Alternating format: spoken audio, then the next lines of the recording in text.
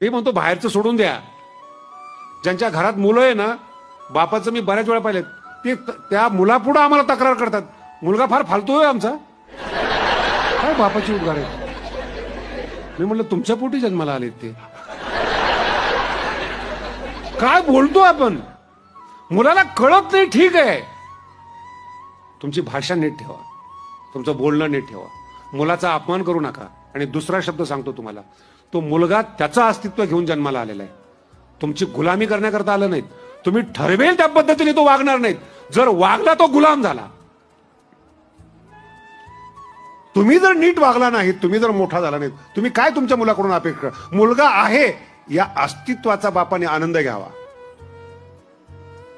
भाषा समजून घ्या. मुलगा आहे याचा आनंद लुटा. तो अमुकच मोठा झाला पाहिजे का अपेक्षा करतात. तुम्हाला 70 मार्क पडले, त्याला 80 पडले, पुन्हा तक्रार 90 पडायला पाहिजे होतं. तू काय दिवा लावला.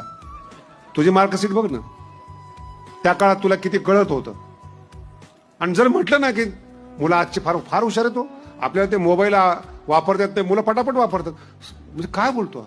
मुलगा मूर्ख पण आहे. मुलाचं अस्तित्व स्वीकारा.